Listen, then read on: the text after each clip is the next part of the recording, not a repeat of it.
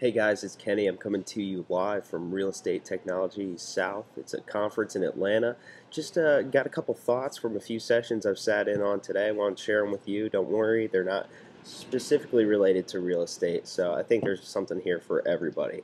But we're looking at this idea of a digital consumer, and what is that? Well, essentially, a digital consumer is us. We've been conditioned by new online experiences and brands and companies like Twitter, Facebook, Apple, Skype, Google. We're being conditioned to be this kind of digital consumer, if I can use that term again. We're always on our cell phones. We're always doing something. We would much rather text than have an actual conversation. It's a little sad, but it is the way things are.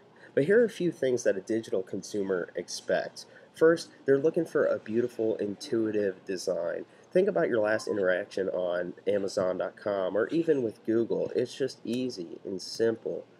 The next thing we want is instant feedback and satisfaction. Again, look at Google and their recent kind of search tweaks where they'll show you results before you even get done typing out your search.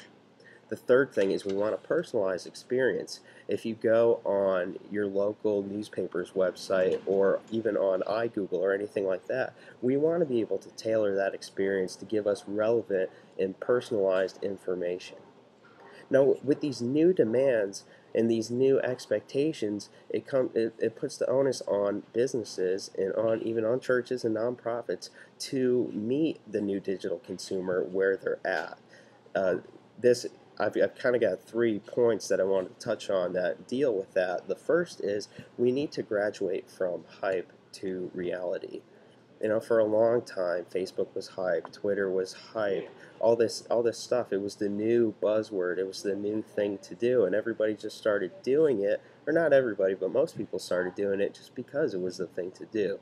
But now we've gone past this sort of hype cycle into the real world, where we realize that these are tools to be used as part of an overall marketing strategy, and they need to be held accountable as such. The next point is we need to meet these consumers where they're at. There are two types of consumers. The first is an external consumer, basically a customer, someone that we're trying to bring into our store, someone that we're trying to sell our products to, sell our services to. And we need to realize these new demands for the consumer and create an experience that actually meets them where they're at. Because if we don't, they could just go elsewhere, and it's as easy as clicking a mouse and typing an address into the URL bar. Now, let's also look at the internal consumer. The internal consumer is going to be a prospective employee, a new hire, someone you really want to recruit to your team. Or if we're looking at a nonprofit church world, we're looking at volunteer staff.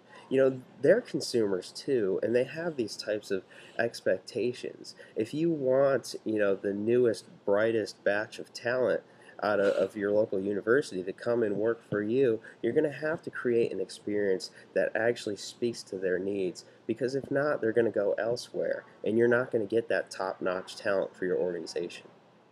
Finally, the third point here is that now, if ever, is the time for leadership.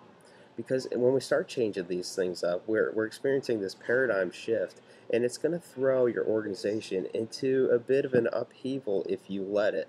As leaders, it's on us to hold ourselves accountable to our vision, to our foundation, our fundamentals, our objectives, and make sure that as we use these new tools and new methodologies, that they all point to the same place, and that we are continuing down the path we started when we created our business or when we started our project.